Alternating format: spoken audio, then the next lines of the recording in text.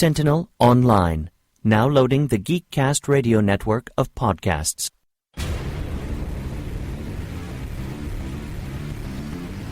You're listening to GeekCast Radio on GeekCastRadio.com.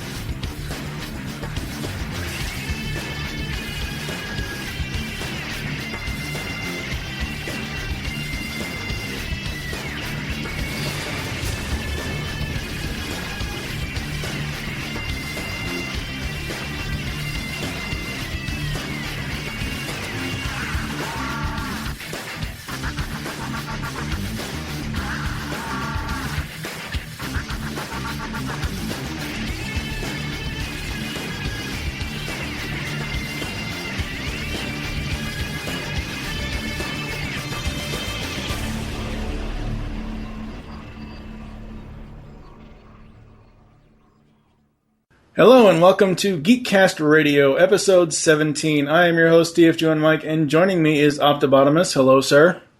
Hello, gentlemen.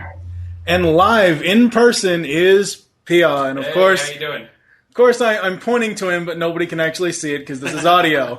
But yes, Pia is actually in my apartment in Louisville, Kentucky. This is the first and probably only time this will ever happen. I don't know. Signing autographs until 5. Yeah, there's $65 per signature. Wow, those $300.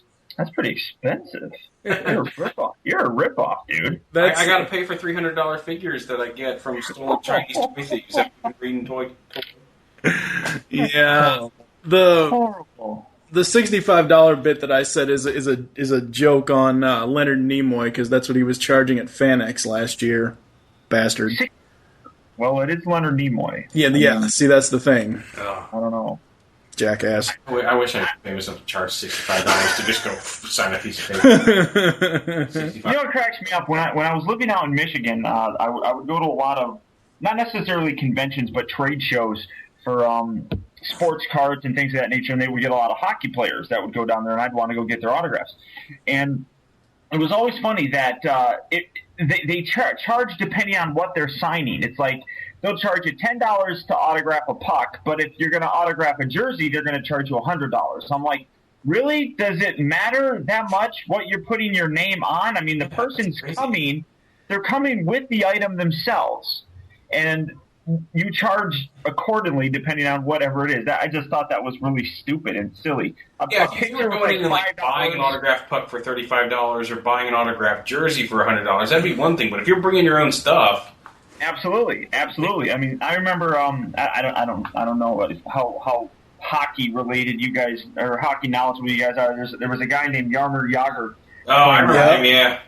He played for Pittsburgh, played for Washington, I think, for a little while.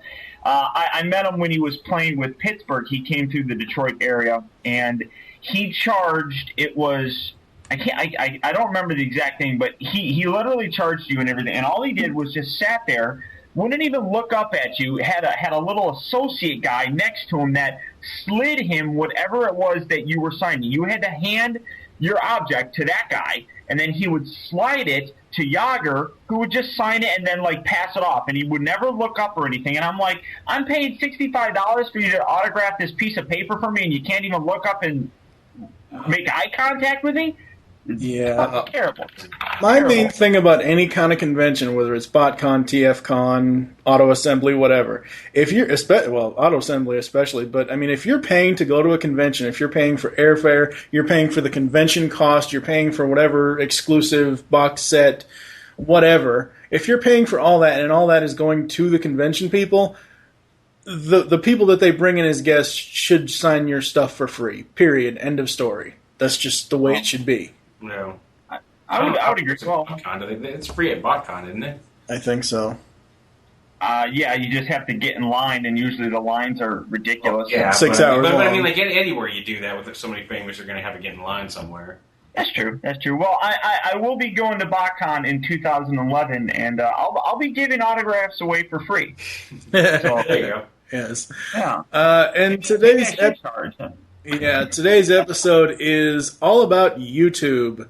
Now, Paul, you had brought this up to me about doing some sort of YouTube episode. Yeah, I thought it would be a good idea. Yeah, and I guess I'll go ahead and ask you guys the questions that I have written down, and Ben can see these, Paul cannot, so it's kind of an unfair advantage. Ben and I have talked. I mean, you told me how many questions you have, and Ben and I have talked enough that we can pretty much ramble and rant off of anything. So coming up with, 2 questions would have been enough to fill plenty of time, because we'll go off on tangents like you wouldn't believe, and still somehow end up having a fantastic time together. So by all means, carry on, sir. Okay, what was the main reason you joined YouTube? Was it to just just watch videos, or upload them as well? Paul, answer first.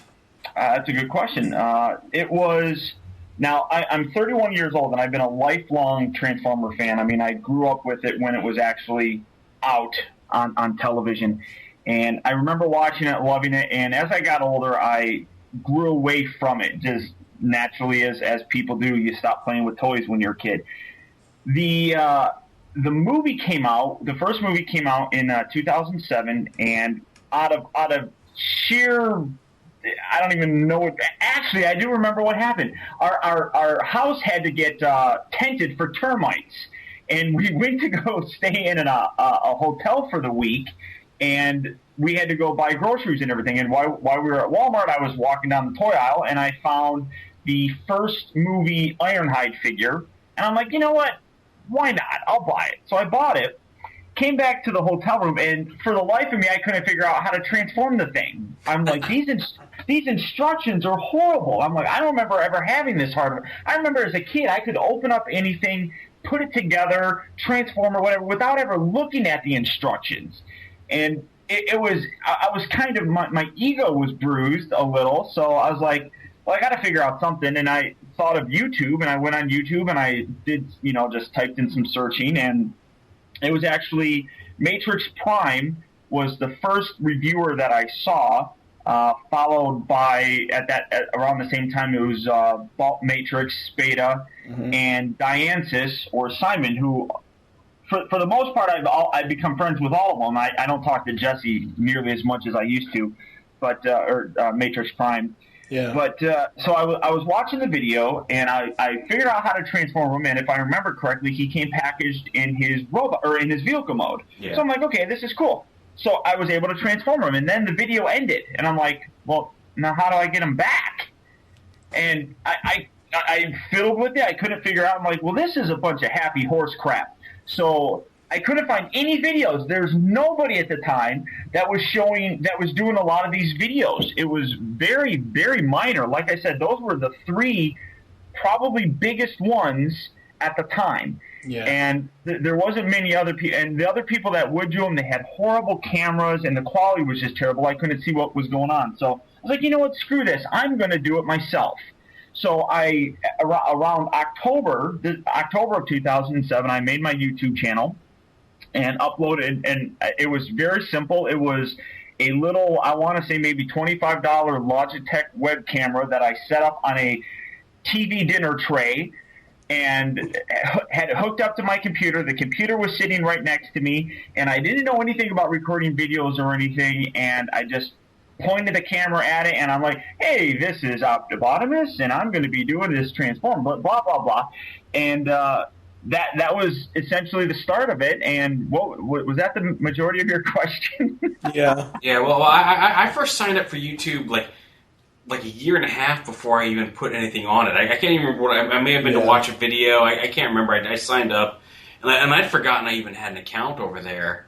And then I bought a flip camera when my daughter was born, just as something, mostly just as a little handy little. It was easy to get the videos onto the computers. We could send them to my parents, when we had Kira, and then one day it was right around the time that there were all those really cheap animated figures on eBay when they were like $10, $10, $15, $20, like months before they were due out. Mm-hmm. And I started buying some of those. And honestly, and this is funny because it was back before we were all partners. And now that I know about all that stuff, I don't dig on Paul nearly about more. But the whole reason I started doing my own was because when I wanted to see, I was waiting for my lockdown to come in, and I think you had gotten it before me.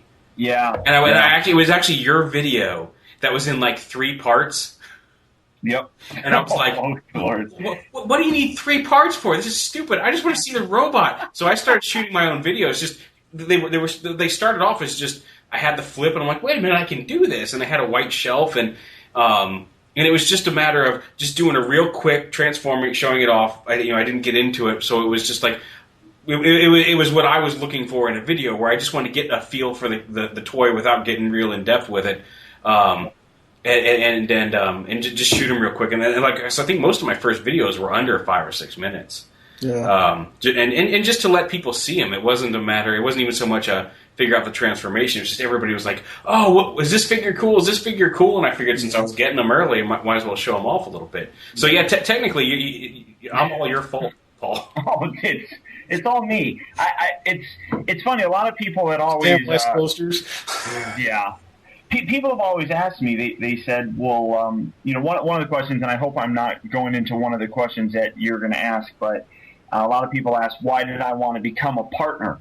And, Ben, you touched on it a little bit there, that I was doing 3-part videos. I liked it's always been my shtick that I do transformations in both ways. I've always done that, and a lot of people have said that they love that, and that's fantastic. But I hated the fact that I had to do 3 different videos for it. And I really could have cut it down to 2, but I liked kind of giving a little backstory on it a little bit. So that's where the 3rd video came up. And people would always ask me, why did you want to become a partner? And at the time, I didn't care about any – and back then, you didn't make a lot of money. You didn't make hardly anything back then. I mean, we all had very little subscribers. I mean, we weren't getting many views. Well, except for you, Ben. I mean, as soon as you jumped on the scene. Well, part of it, like I said, part of it was just because they were years in advance. But and like I was saying, I wasn't like going back. Like I wasn't like slamming your videos at the time. No, I know. Like I definitely see the appeal of one video from car to robot, one video from robot to car, and then like just kind of a wrap up video. Like I thought the layout was good. It was just a matter of like I just like. You're right, there weren't very many people doing them, and what I was looking for was just a quick little, just to get an idea of the figure, because I'd figure it all out when I got it. Yeah. I just wanted to see just a quick little, kind of like just a teaser preview, and nobody was doing them, which is why I started doing them. I wasn't knocking the 3 video thing. Oh, no, I know. Kind of but people asked me why I did it that way, or why I wanted to become a partner, and it was really just so I could eliminate that, have a little bit longer videos, but have only one video. And that was really the driving force for me to become a partner. What you guys are talking about ties into one of the questions, so we can kind of talk about that. What are the advantages of being a partner, and do you prefer being a partner now? Do you get? I mean, outside, I'm not going to ask you guys about the monetary thing. That's your own personal business. But I mean, as far as being a partner and having the advantages of longer than a 15-minute video.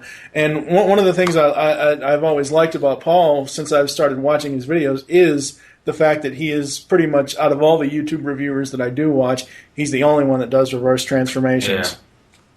Well, I mean, and like I said, that was the only reason why I stuck with that whole thing was because when I first started, it's what I wanted to see. Just like what Ben was saying, he just wanted to see a specific little thing. Mm-hmm. What I wanted to see was, how do I transform Ironhide back into his truck? Yeah.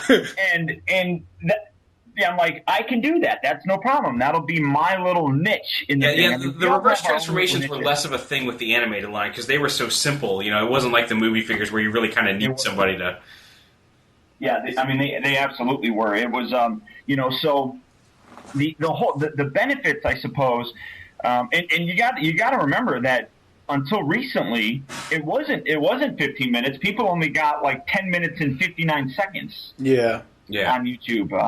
They just recently upped that, and which right, but they upped that for the general YouTubers like me. But as far as my understanding of the partnership is, you guys can have videos. Yeah, I think I posted a 26-minute. I think is maybe. Oh God! Yeah. That Optimus Prime review, that Revenge of the Fallen Leader Optimus review, I think is my longest video. Yeah, and I've seen Evangelist put I think the entire Derek J. Wyatt panel from TFCon up, which was 51 minutes. Yeah. So you guys have. Yeah. And that's what I was. I think we have. Don't we have like a gig limit? Don't they have to be under Yeah. 5 gigs? Well, actually, I mean, from my understanding and what I've seen, that YouTube partners have a 20 gigabyte limit. Gig, okay. And, I mean, however long of time that you want to put in there. I mean, they upped it because they wanted to expand people that are partners doing more independent film type of stuff. Well, and also just because HD videos. HD Yeah, exactly. So much space. Yeah. I mean, every one of my videos right now, because I'm using full 1080p HD, every single one of them is at least 1.5 gigs in size. Wow. And it literally jumped from my standard camcorder, which it was a little one with the little cassettes. I forgot what they're called. Mini DVs, those little things. Yeah. It literally jumped from 500 megabytes or whatever to about 1.5 to 2 gigabyte in file size. So for that, I mean, it's fantastic. I was always, for some reason, I was having a huge problem uploading any videos that were 2 gigabyte in size, and I'm like, why am I having this problem? Well, there's a whole separate special uploading thing that you're supposed to use that I never knew about. And I'm like, okay, well, I found it, but my longest video is actually 38 minutes, and that was my review of the Predacons and Predaking.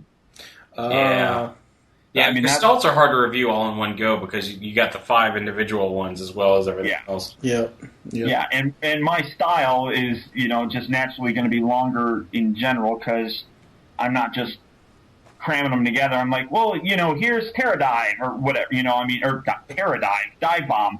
Terradive. I just went retarded right there for a second. I'll sit there and, here's Dive Bomb or whatever, and I'll go through, here's the origins of the guy, here's how you transform them. That just takes up more time. So yeah, definitely having the larger size is a huge benefit. I like putting out the higher quality videos. I know Ben does as well. Yeah. And in doing that, you need to have an HD camera. And I really want to give a lot of credit from my side of things to Vangelis, because he was really one of the very first, if not the first, to be shooting Transformer videos in HD. Yeah, he was. And I saw it, and I saw how great they looked, and I'm like, oh, my videos look okay. And then I saw his, and I'm like, I look like crap. So I just naturally migrated. My thing about watching anything on YouTube, it's got to be something I'm interested in. I had posted a video response to one of your vlogs, Paul, about, what you would ask something about, what do you guys watch on YouTube as far as the toy reviewers? And honestly, it boils down to if it's something I'm interested in. I mean, like 9 times out of 10, Ben has Transformers stuff, unless he's on an Iron Man kick. Which that was a weak, whatever. I like the Iron Man. Oh, I know. I mean, they're cool, but I mean, it's like, and then of course you get the fans like, oh, Jesus, get back to the Transformers already. The thing is, like Iron Man. Okay, fine. I kind of get Iron Man if I do like just an action figure, but like I was reviewing some of the Robotech figures, which are really cool figures, and I mean, like, oh, just get back to Transformers. And I'm like, I just turned a jet into a robot. I mean, like, I realize it doesn't say Transformers on it, but like, why are you bitching? It's like, what? Yeah. There's a lot of that you tend to deal with. I don't mind. I don't mind people doing different. We all have different stuff from our childhood. Like outside of Transformers, I love Masters of the Universe, and I love the old toys, and I love the new toys, and I saw you looking over there at the door on Castle Gray Skulls. Yeah. You still find a way to bring up the Masters of the Universe in any conversation that I'm a part of. Oh yeah, but really, what I'm getting at now is that I love that stuff, and I love watching people who do reviews of that stuff. And the only person that I've found really that does a decent job at a good video review, whether you believe he's not too much impartial, is Pixel Dan. Right. And it goes back to, like, I watched Vangelis' video when he had the crystal clear Sons of Cybertron animated set. It just goes, for me, it goes to if it's something I want to watch, if it's something that I want to know about or I want to see. And there are oftentimes people, and I'm going to try to keep this as friendly as possible, that will be accused of pandering to the masses. And On YouTube? No. Not on YouTube. What am I saying? And I see a lot of times, where I mean, I'll even admit that it can be easily said of myself. But whenever anytime anybody says that to me, I'll simply say, you know what? I mean, I grew up with Masters of the Universe. I grew up watching and reading Batman and Superman comics and things of that nature. I grew up playing with Ninja Turtle toys, and I saw Terminator 2 at the theater, at the drive-in. I saw it. Same thing with it was Predator 2 that I saw, but not the first one. I mean, Ghostbusters. It was, all of these things. It's not necessarily that I'm pandering to the masses. Iron Man has always been a big fan of mine. I predominantly liked the comic versions of him, not so much, anything, cartoon related or anything of that nature. But, so when all this stuff, when I do these reviews, they're genuinely things that I enjoy. And like you were saying, Mike, you like watching things that you enjoy. I mean, that's all really what it boils down to. Things. Yeah, exactly. And that's kind of it. I mean, like, Ghostbusters, you can't really bitch at somebody for doing Ghostbusters right now because, like, we finally got a decent Ghostbusters line after how many years without one? I mean, like, 2 years ago, 2.5, 3 years ago when I started doing these videos, there wasn't a Ghostbusters line to collect. It wasn't that I was, I'm starting to review them just because, like, people want to see them and I'm pandering to them. It's just like, they didn't have them 3 years ago, Yeah. Right. Yeah, and of course, I like Transformers. I focus on Transformers, but like I'm allowed to like other things than Transformers. Yeah, exactly. And the thing about the go ahead, Paul. Go ahead, Mike. I'm sorry. Go ahead. Well, what I was going to say was, the thing about the Ghostbusters thing is, unfortunately, Ben didn't really take this on because I don't think he wants to wear it during reviews, and he doesn't really show himself on camera anyway. But you could have done the costume. I could have. Yeah. And the thing is, like, it's part of it. Like, I don't know, somewhere I got camera shy in my life, but it's not even so much that I don't like being on camera. It's just every video I watch of somebody reviewing something where they're on camera with the toy. Mm-hmm. One, you're not seeing the toy because it's zoomed out to fit them in, and then they're holding this little action figure, and it doesn't show up very well. And two, it just seems like it's more of a look at me instead of look at what I'm showing you. And I wanted my videos to be like, here's the toy. Like, I don't matter. I wanted to be like a faceless. I don't matter. At least in my mind, I don't want it to be about me. It's supposed to be about like, hey, here's the toy. Here's what you're getting. Have a good look. Decide if you want to buy it or not. Right. I couldn't agree more. Yeah, and that's why the only reason why I even got an account was because so I could like comment on stuff. I think that's why I think it may have been why I first saw it. And it wasn't even when I was. It wasn't even it was before when I was just like commenting on stuff that I was. It wasn't even before I was doing watching the toy review stuff. It was just in general. And for me personally, I'm pretty much your general YouTuber. I'm the type of person that I do it for fun.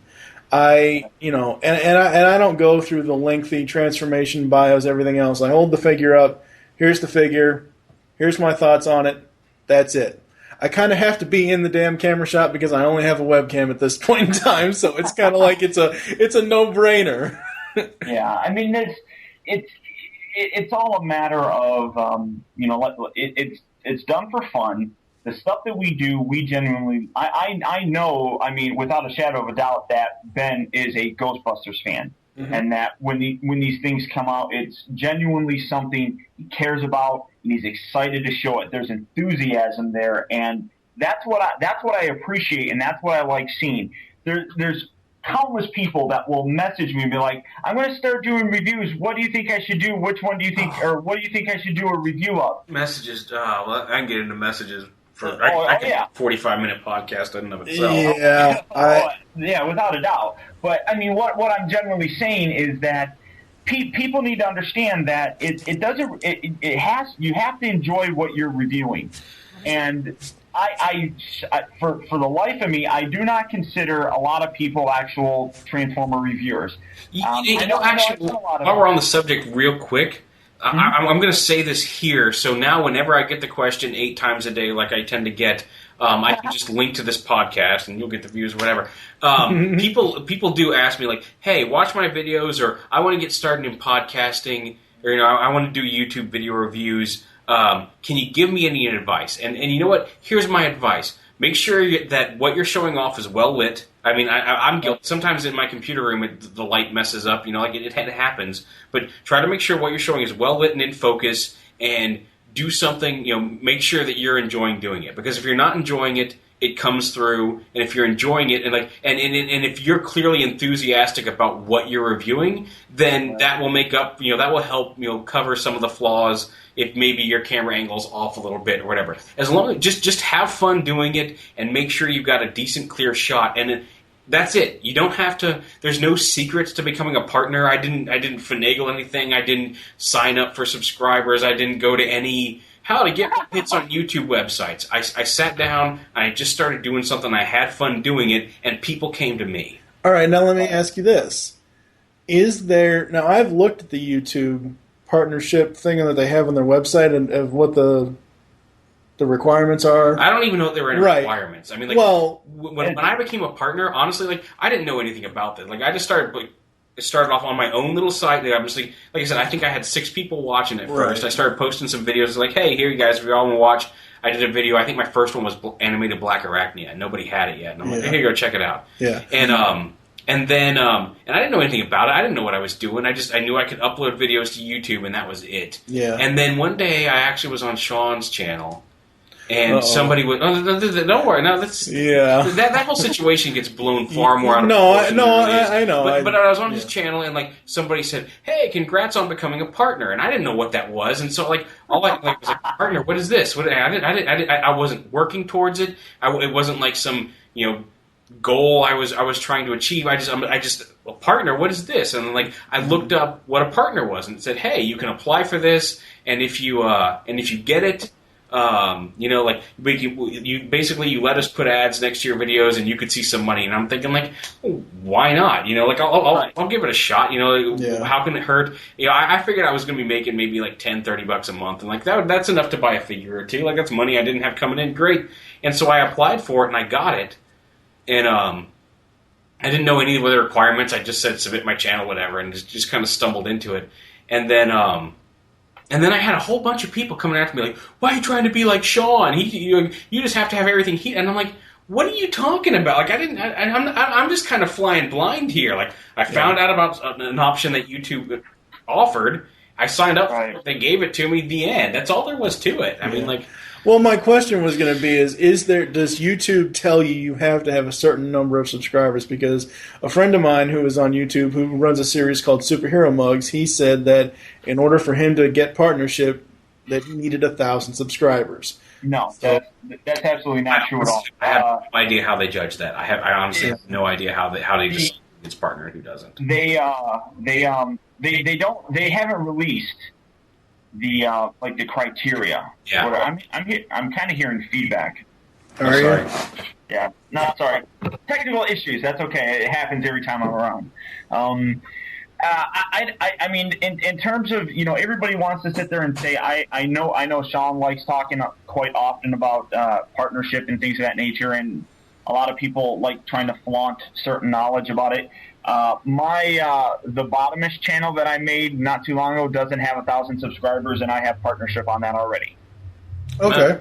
So I don't know if there's a certain criteria what they have created. They probably, if they have created any, they're not letting us know.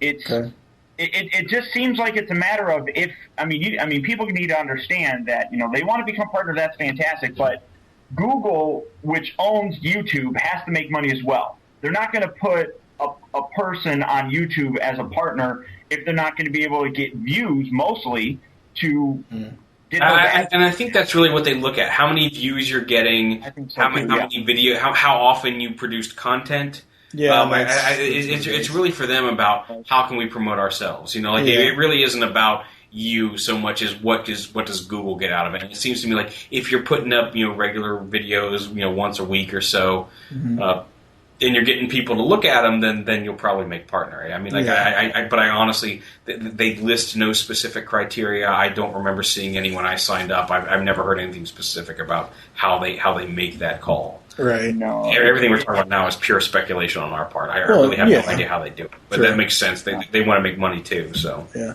What other toy reviewers do you guys watch, Ben? You can honestly, like, I can't think of any way to say this without sounding like a giant jerk, and I'm going to get crap for it. I really don't watch any of them. I mean, like, I'll watch some of Paul's reviews sometimes. I've watched a couple of yours. You know, like, it really just depends on what I'm looking for, what's going on. I don't. You know, again, trying to say this as polite as possible. There are some people who live on YouTube, and that's kind of their social outlet. And they're there all the time. I don't. You know, I don't do that. I'm not knocking you. I'm just saying. No. I'm not laughing because I know what you're talking about. But I'm just. But I mean, I don't. I have a job. I have a daughter. I have a wife. I have a family, and I don't sit on YouTube all day. Like sometimes when I upload my videos, my wife will be snickering in the background. That's because it's like, well, I all day. The days when I upload videos, if I upload a video early in the day, I'll spend a lot of time that day on YouTube just because I try to answer questions as they come up. And when a video first goes up, I get a lot of questions, like that, or I'm checking to make sure it's all uploaded all the way to make sure that the ads are placed. Like there's maintenance that first day of video, but I just don't click around on YouTube. I mean, when I'm on YouTube, I'm either uploading a video or responding to mail or responding to some questions on my videos. I don't traipse around YouTube that often. So it's like I said, it's nothing personal. It's not I think all these other reviewers are beneath me. It's nothing like that. I just don't spend a lot of time watching videos on YouTube. Yeah, there's out there. It's very much like me. What was that, Ben? I said I'll generally, if Evangelist puts up something that seems funny, I'll watch that. Like I said, I watched some of your reviews. I've watched a couple of that MGO guy's reviews. I've actually got one featured on my channel right now. But I'll watch my friend Gary's reviews, Optimus Scourge, because he puts them up every now and then, and he's a buddy of mine. But yeah, most reviewers, I don't really watch a lot of YouTube videos. If I'm on YouTube, it's new trailer for movie came up. It's on YouTube. That's what I watch on YouTube. I don't watch. What were you going to say, Paul? I mean, one thing that people, and I was going to say this earlier, and I kind of have gone off tangent. That Ben and I consider us. I mean, we do other things, but I consider what we do. I consider us Transformer reviewers. Yeah. People like and again, this isn't me bashing or anything, but I don't consider Sean a Transformer reviewer right now. So I mean, he's probably done one in the past 2 months. I don't know, but I mean, so you're talking to me and Ben, who are fair. I mean, and again, not to sound like we're overconfident or tooting our own horns, but we're fairly large in terms of the Transformer reviewing on YouTube, and with that comes a lot of people that want to talk to us. Yeah. Now, why is there such controversy behind this whole Transformers YouTube community? I mean, what do you mean? A lot of it's made up. A lot of it is there are some idiots that just need to go away, calm down a little bit. You know what it is? It's the best way that I've ever heard it described, and it comes from my girlfriend, who's a 6th grade teacher. She says that it's high school drama. Yeah, is really what it is. And the thing is, Ben and I, we're both in our 30s. We're adults about this whole thing. The majority of people that are involved in the whole drama thing that's created are high schoolers. And it's what they do. It's how they function. And YouTube has become not as big, but it is a version of MySpace and Facebook. It's a social networking thing. Is MySpace even relevant anymore? I don't know. Well, I just threw it out because I am 30 and I still have a MySpace page. Yeah, but part of it is you're absolutely right. It's a lot of.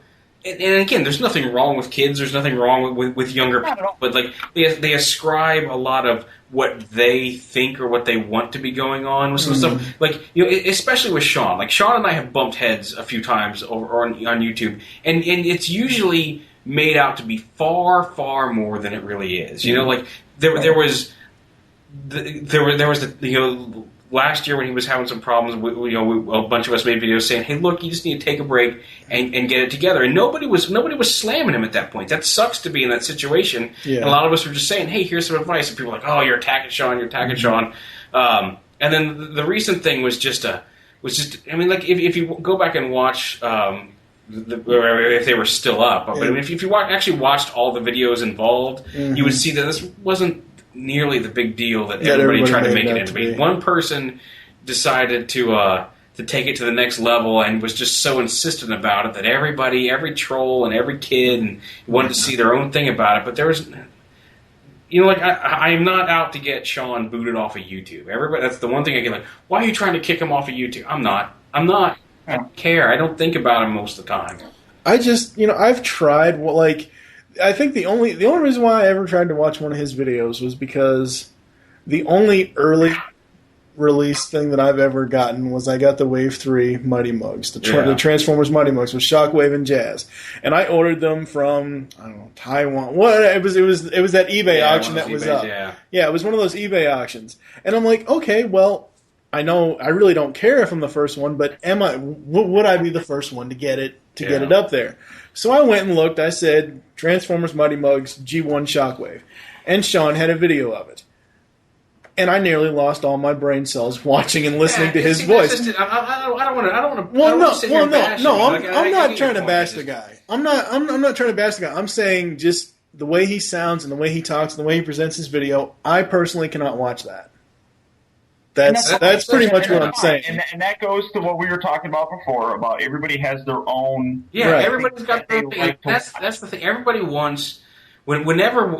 There are times when we brush, and every time I've gotten in any sort of YouTube drama, I've never felt like I've never gone into it being like, I'm going to be the bad guy here. It's never been about specifically maliciously attacking anybody. It's never been about... just being mean for the sake of being mean. I stand, everything I've ever said on YouTube, I stand behind it 100%. Mm-hmm. But the thing is, everybody wants it to turn into this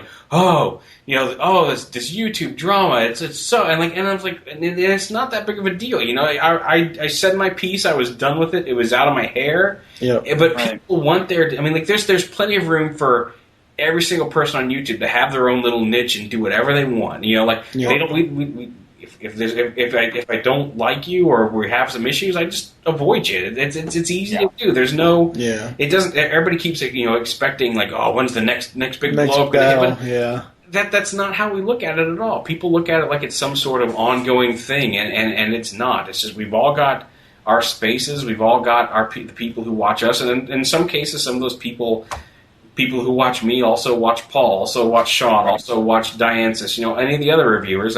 There's kind of the group, but that doesn't mean that, we don't all have our own free room to run. I've got my own channel. Nobody else can come on the channel unless I let them. I'm happy with that, it's not... Yeah, well, that's cool. Absolutely. Do you guys think that you'll be reviewing on YouTube for, say, the next 20, 30 years, or do you see a stopping point? Jeez. I don't know. I do it when it's fun. If you look back at my channel history, you'll see that there have been times when I've taken 3.5, 4 weeks off. If it starts wearing me down and not being fun, I just stop for a little bit. Yeah. And I get a whole bunch of messages like, "Are you okay? Are you where?" But I'm fine. I just take a break. Do I see myself doing it forever? Honestly, I had originally intended that since it started with animated, I would end it with animated. When the last figure came out, and technically that's happened. I guess the Rodimus and Ironhide are the last that we know of so far, retail ones. But, then I kind of grew into I'm having fun doing it. I'll do it while I'm having fun with it. We're using some of the money every month to pay for things, house repairs and stuff like that. So as long as that's beneficial, I'll keep doing it. But if it's not fun, I won't do it anymore. Yeah. But I don't see it ever becoming so not fun that I'll never do it again. Right. If that makes sense. If it starts getting to be too much of a pain or kind of a hassle or just too much crap to deal with, I just take a break. Right. Just don't worry about it. I put it out of my brain, and then when I feel refreshed, when I've taken my break, I come back and I do it again, and it's fun again. Right. When you lately you've been doing all the new stuff. Yeah. type of thing. You know, most of the videos you put out is the news. No, wait. Hold on. Because you don't know what I'm going to ask you, though. I know. Go ahead. Okay, hold on. I'm not getting into controversy. Shut up, Paul. That's fine. What I was going to ask you was, do you see yourself going back through your collection of stuff you haven't reviewed yet? Like I know you put out a few months ago, you put out the original G1 Blur and Cup and Springer and all that. Oh yeah. So I mean, is there stuff down the line that not just videos that are of new toys that are coming out, but do you see yourself going back into your collection and stuff you haven't reviewed? Oh, certainly. And the thing is, I've done that a few times, and not just the Cup and the Blur. If you go back, you'll see some old toys. The thing is, right now, I had a while where I was doing like some old Beast Wars toys. You know, like I did Tiger Hawk and Megatron. The thing is, right now, like I'm doing new stuff because that's what I have to review. Like one, I got so far ahead so far long ago that the only way I get new toys anymore is by getting the new stuff. You know, because I can't walk into a retail store anymore and be like, I had that for 4 months. I had that for 4 months. You know, like, right. Just how it started, it snowballed quick. But like I've gone back through my collection a few times, and be like, oh, I haven't reviewed this. But like as of right now, I went back and did some classics. I went back and did but as of right now, like I have nothing I haven't reviewed. Like everything on all my Transformers on my shelves, they've all been reviewed. I may dip into like the handful of GI Joes I have. I may go back and do some of the new DCUC that I've gotten that I haven't reviewed yet. I did just get that G1 Blaster that I'm going to be reviewing soon. The SDCC version. Just like that. And I'm probably going to go, since I have him now, I'm probably going to go and get his cassettes like Grand Slam and Rain Dance, so you'll see that one coming up. Yeah. But really, as of right now, like I'm reviewing stuff as it comes in because that's all I've got left to review. I mean, and that's fine. I wasn't sure. I mean, you've been on what, a year and a half, 2 years now? I've been on 3 years. 3 years now. There's a lot of videos you've done in 3 years. So March of 2007, I think. Yeah. Yeah, March of 2007 when those first animated toys started coming out. Yeah. So I mean, it's like a lot of the channels that I watch, whether it's toy reviewers or just people that blog or whatever, if they have over 100 videos, it's like, wow, that's a lot of stuff to go through to find us. So like if you're looking for, I mean, and most of the time the YouTube search pops up. Like if you search, animated Rodimus, the first thing that's going to come up is that special surprise review. Yeah. So, I mean, what about you, Paul? Will you be going back and reviewing some of the older stuff? I mean, I've kind of always have done that. I like trying to mix it up every now and then. Yeah, because getting in like Silverhawks and old Ninja Turtles and stuff like that. Oh yeah. I mean, that's. I might be doing some Rock Lords soon. Oh, now see those I had a Gold Nugget. I don't even know if that's his name. His name was Nugget. Oh, I loved that thing when I was a kid, and somehow, some way, I lost it, and it's plagued me for years. And every time somebody mentions Rock Lords, I think of that guy, and I go and look on eBay, and I can never find one that I'm happy paying. Yeah. For. So it's. I'm getting some as part of a trade from a guy. He's got like 4 Rock Lords that I'm trading some stuff for. So. Oh, that'd be cool. That'd be very cool. Very cool.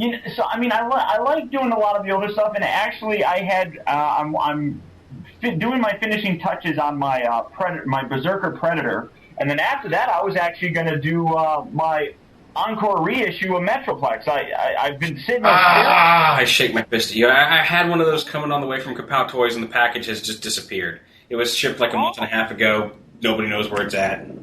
I wanted to. I mean, I got mine. It's probably been about a year now that I've had it, but when our old roommate moved out, I moved all of my stuff into her room and made it my own office up here, and I gave my girlfriend her office back.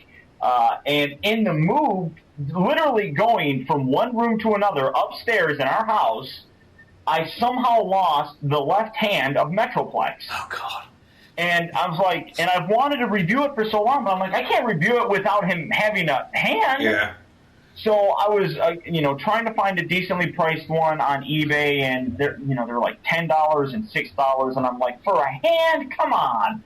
So I went on to Transformer Land, and I found one. I think it was $3, and I'm like, all right, I'll buy it from there. So I just got that the other day, and I've been wanting to do that guy because he's sitting there on the shelf. So, I mean, I like doing a lot of older stuff. It's fun. Things that go back into my childhood, I really enjoy.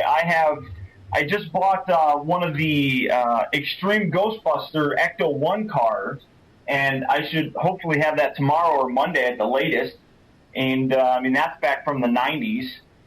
I mean, I love doing it. I can't see myself slowing down too much. I mean, I talked to what you mentioned. You know, who are some of the people that you watch on YouTube? And one of the friends that I've made is JP Mitchell, and he and I talk all the time, and we sit there and we kind of joke back and forth about, you know, various things that we're going to do, and it's with older stuff. It's almost more entertaining because it's stuff that I had as a kid or I wanted as a kid, and I'm able to get it now as an adult. When I first got Skylinks, I think I still have the video up on my YouTube channel. I told the story about how I wanted Skylinks when he came out so bad. I loved dinosaurs when I was growing up, and I loved space. And I was like, oh wow, they just took the two and put them together. This is a perfect transformer for me. And my parents, they didn't have a lot of money when I was growing up, and they couldn't afford to buy that for me. I don't even remember how much it cost. And one day I was playing with my cousins, and we were running back and forth in the back of an alley, and in a dumpster was a box for Skylinks. And I took that thing out, and I kept it, and I played with just the box. and so when the Encore Skylinks was released, I got it. I'm sitting here on my kitchen table. My girlfriend was looking at me. I got a little teary-eyed because it reminded me of that time in my childhood, and I was like, this is why I collect this stuff. This is exactly why. I mean, I couldn't get this stuff as a kid for whatever reason, and now I can get it, and now I can appreciate it, and I can just have so much fun with it that I can't see myself stopping, but it's. I consider this, and I was talking to my girlfriend about this actually too, that the whole YouTube thing with us doing reviews and stuff and getting a whole bunch of subscribers and making money and doing all that fantastic junk, I really consider to be very similar to the whole bot or the .com era where everybody was making everybody was making these .com websites, and then all of a sudden that bubble burst, and then everybody was done. I mean, I really kind of expect next year to be the last big thing, because that's, from what I understand, from what I've heard, it's going to be the last movie. At least Michael Bay says it's going to be the last one he's going to be part of. So are we going to get another Transformers movie? I have no idea. And with that, are sales and, you know, interest in Transformers going to go down? You never know. I mean, I think it really depends on the fandom. I mean, like, I think it'll the payments and stuff will certainly go down after. It'll probably take a year and a half or so for all of that to really die off. But just like Paul's saying, like, I think trying to like actually make a living off of YouTube is ridiculous. I mean, like, it's nice. I look at it as found money every month. You know, like we are plugging some away into savings. Some of it's going, you know, we're working on putting in a new, heat pump in the house and using some of the stuff like that, saving up towards that. But it's certainly useful. It's nice to have it. I don't bank on it as this is part of my income every month, and this is, you know, like, I'm going to rely on this for the rest of my life to, you know, to pay my bills, because like it can stop anytime. You know, like YouTube's a pretty big deal, you know, right now, but, you know, look at Facebook, you know, not Facebook, MySpace. You know, MySpace was the big thing 5 years ago, and, you know, who knows? It's I certainly hope it lasts at least another year and a half or so. That'd be nice. But I hope we at least just get a heads up on, hey, we're going to be discontinuing a program in X, just so I can specifically, you know, make that one last final chance to make sure I've got enough put away to pay for the taxes that next year. Just to be safe, so it doesn't just cut that off. Like, oh, by the way, next week no more YouTube payments. Well, okay, you know, like that would suck. I'd be able to get by. That would suck, but I don't think it's something that's going to be around forever. I don't count on it being around forever. Like I said, even if they take away the money, I'll still shoot videos because I do have fun doing them when they're fun. Exactly. But, I mean, it's a nice way to offset the cost of buying the figures. I mean, that's really, exactly. That's really the way I look at it. I mean, I go and I'll spend X amount of dollars buying something, and in my mind, I'm like, you know what? It's not so bad. I mean, buying early figures. I'll pay $100 for a deluxe figure, whatever the case may be. I mean, that's just an example. You're still paying $100 for deluxes? Oh God! Yeah, well, you want to talk to Mike about that for me? Not you, Mike. The other Let's not get into that. Give him a conversation for me so that I don't have to pay that much anymore. And honestly, outside of you guys, I just cannot see. Me personally, there's no way I could pay $100 for a deluxe figure that's going to be out 3 months or 4 months, and it's going to be 12. I mean, I get why you guys do it because of the YouTube thing. I get that. Don't get me wrong. I have done it on occasion, and like I said, like even when you do that, even when you spend like $60 on a figure to get it 2 months early, I'll put that video up and it'll make $170, at least, so it's not like it's a, everybody's like, oh, I can't believe you spend more than retail on these figures, and sometimes I get them for less than retail, sometimes I get them for right about retail, sometimes I pay a little more, but like it's not like it's not hurting me, like it's an investment in. And I hate talking about it like it's a business because, like I said, it is fun. I enjoy doing it, but like when it comes to stuff like that, like I'll make back what I pay for a figure just by putting the video. Easy. I mean, and from a business standpoint, it's overhead. It's just the same way, like a grocery store spends $5,000 on a shipment of breakfast cereal because they're going to turn around and sell it for $10,000. Like that's what it is. I mean, like it's not hurting me, and and plus, once it's all said and done, I still get to keep the breakfast cereal and play with it. It's not like just selling something. Right. I get a figure early. I get to satisfy my curiosity. I get to play with it, and the cost is pretty much nil because it earns back what I spent on it. And that's why I said that I kind of exclude you guys, because what I'm specifically talking about is the people that go on eBay that'll look at these things. That'll look at these things and, $100 for whatever. Yeah. For one, that's basically what I'm talking about. Not really talking about is you guys going back and reviewing. I'm just talking about people that go on eBay to buy the figure to buy it. What'd you say, Paul? I was going to say, how much was it for animated Astro Train? Do you remember, Ben? Animated what? Astro Train, or not Astro Train? Blitzwing? Blitzwing. I think the first one sold for like $500. $450, $500. That's ridiculous. And then like 2 weeks later, I got mine for I think $60. Yeah, exactly. So I mean, the highest price figure that I know of that got sold early was not me, but I know somebody paid for that 2nd liter Jetfire that came out. Somebody paid $1,000. What? Yeah, that's ridiculous. Wow. Yeah, that's nuts. And then the second highest one, I know that the other liter Starscream review that went up shortly after mine, that guy paid I think $800 for that. Is that Banks? Yeah. Yeah, I'll name drop. I don't. I mean, it's kind of getting back on the people are going to do their thing and they're gonna do whatever they want, and that's fine and dandy. I mean, if you want to put yourself in a position where you're going to get kicked out of your house or you're going to get your car repossessed or whatever the case may be, and if you choose to do that, ultimately it's your decision at the end of the day. I feel safe paying $100 for a deluxe figure or whatever, knowing that my bills are going to get paid. Yeah, exactly. Like it never gets to a point where I can't pay bills because of it. Yeah, that's just it's all after regular payments are taken care of. Right, and that also goes back to what you were saying earlier, that you don't consider the YouTube partnership stuff general income. Yeah. It's nice added bonus. It's certainly gone into our general income pool. Right, but I mean, as far as paying the bills every month, it's not something that you're specifically relying on this income from this video website each month to pay your general bills. It helps. It has, but right. I'll freely admit that during the summertime with my store, I have a hockey equipment store. Sales are ridiculously low during the summer. People don't buy hockey equipment during the summer. Yeah. So I have to go into my savings constantly, and my girlfriend doesn't work. She's a teacher. She only gets paid 10 months out of the year. It just so happens my wife's also a teacher, but she gets paid year-round, so that works.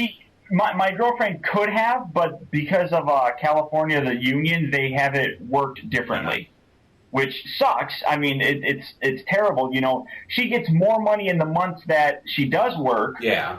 You know, or the alternative was, you know, you can get paid 12 months a year, but you get paid a little bit less, you know, because some of it is taken out of those 10 months and going into those other 2. So, I mean, it's not a big deal. So the YouTube money, I mean, is a big help during the summertime for us. And next year, in November, my girlfriend and I got to stop calling her that. She yelled at me the other day. My fiance, she and I, next November, we're planning on getting married. So, and next year during the summertime, the new movie comes out, and I don't want to say I'm relying on it, but I'm hoping that we're going to have a fairly, good summer so that some of that money can go towards having a nice wedding or a honeymoon or something of that nature. So. Yeah. It's not something I'm relying on. I mean, I'm not going to die or anything, but it's a nice bonus. It's very helpful to have at times, but you can't rely on it. You can't make it your life. You can't make it your living. People like Shane Dawson or Shay Carl, all those people, they can because they get paid, $100,000 a year from the crap. People like Fred and Lisa Nova, they're big enough that they can get by with some of that, Right. But even then, I mean, if YouTube were to go belly up, they'd have to start looking around. Right, exactly. I mean, it's not something that I'm not quitting my day job over YouTube. Exactly. One, I love my day job. I think it's great, and 2, I'm not quitting it over YouTube. Yeah. Yeah. I mean, it's kind of. I mean, it's one of those things where I've talked about this before with close friends of mine that we sit there and we'll be like, we're never going to have that many subscribers. And I'm like, we might. I mean, you look at how it's just continuously going. And I mean, I'm at like 17,000 subscribers. Ben, I know you're at like over 20,000. Yeah. There was never a time that I would have said, I'll have 17,000 subscribers. Yeah, I was happy when I hit, I think, 700. I was amazed when I hit 700. Yeah. And now I'm going back, like one of my videos, like I know you've already had one do it. My Leader Optimus review was getting real close to finally hitting 1 million views. That's huge. That's huge. It's like, oh my God, seriously? But just looking at just the sheer amount of views, I think my page has had something like 34 million total views. Oh yeah. Since I put it up, that boggles my mind because, like I said, it started off just like I'll do it for fun. I've got a camera, why not? Try it a couple of times, and then I just started doing videos regularly. Right. I can't believe that there's that many people that come. Yeah. So I mean, when I talked to JT Mitchell about this more than anybody else, but. I mean, he just went over, I think, 10,000 subscribers or something like that. And I'm like, you remember, I went up to him, I'm like, you remember, like, last summer when we were talking about this? You didn't think that you would get that far. And here it is, just a year later, and here you are. And it's, the same for me. So it's, I mean, I'm sure it'll slow down, but... I mean, it amazes me at this point in time. It genuinely does. I'm like, people are. I mean, and I'm not getting. And I look at this and I pay attention to it maybe more than I should, I guess. But I'm like, all right, I have 17,000 subscribers, but this video that I just posted only has 3,000 views. I'm like, wait a minute. Yeah, it's not indicative of who's coming to your channel every day. Right. So, but it's a nice number. And like you said, I mean, I have the deluxe sideswipe review. Why deluxe sideswipe? I have no idea. But that one went over 1 million views, and I'm like, that it amazes me, and I'm like, that is the coolest thing in the world. And I'm closely watching. I have one of the Wally figures that I have that I posted a while ago that's closing in on 1 million as well, and it really does astonish me. Yeah, it's crazy. Yeah, it's worldwide. It's so cool. But to everybody out there, thank you for watching our YouTube videos. I do appreciate it, and I try not to let it go to my head. I'm sorry if some of you guys think I'm a jerk or egotist. No. I remember when you first came on the scene, and you were doing it, and a lot of people were talking to me about you, and I would say the biggest gripe that I constantly kept hearing is that you're so monotone and you don't have any emotion in your voice, and you just sound like you're there. And I'm sitting here, and then after talking to you and getting to, I'm like, do these people do they even know what they're talking about? Yeah. Like I get enthusiastic, but that's the thing. Like part of it, like I work in public radio. So I've kind of got that culture, and now we're going to be listening to blah blah. I have that kind of and like I just don't see the point. Like people get mad at me. Like people say like, "Oh, you love every figure. You don't hate a single one." And I'm like, I don't like several of the figures. I mean, some of them there've been a couple where I've been like, and this figure is just a piece of crap. Like RC or whatever. But like whenever I do a review, like I say, okay, and here, like I'm a little disappointed. Like the articulation's a little limited here. Like you can't move his arm around this way because of the ball joint or because of the molding. And like. Right. But since I don't get mad, be like, and then this piece of crap right here doesn't work, and people think I don't get mad. When I do a review, I generally try to say, okay, here's the figure, here's what's great about it, here's something that I don't like so much. Make your own decision. Like I don't try to get super enthusiastic about something. I don't try to get super depressed about something because I'm not there to make up people's minds. I get people sending me emails, should I buy this figure or this figure? And I'm like, well, which one do you like more? I'm not here to make up their minds. I'm just there to kind of give them a look at the figure, show it off. I mention things that are bad. I mention things that are good. And overall, at the end, I'll say, it's a decent figure. I like it. It's cool. And people take that to be like, you're always saying everything's cool, and you never say anything's bad. I'm like, watch my video again. I say all kinds of flaws about the figure. I just don't say, and then this is stupid, and this, I just don't get worked up about it. There's no point. Yeah. No, you're absolutely right. And I mean, I get those emails a lot too. Some people do. People be like, people be like, hey, Paul, should I get Human Alliance Jazz or should I get Bumblebee? I'm like, okay, well, get both of them. Yeah. And then they'll be like, well, if I can only get one or the other, it's ridiculous. Yeah, if I only have enough money to get one or the other, I'm like, if you only have enough money to get one or the other, then pick the one that you like.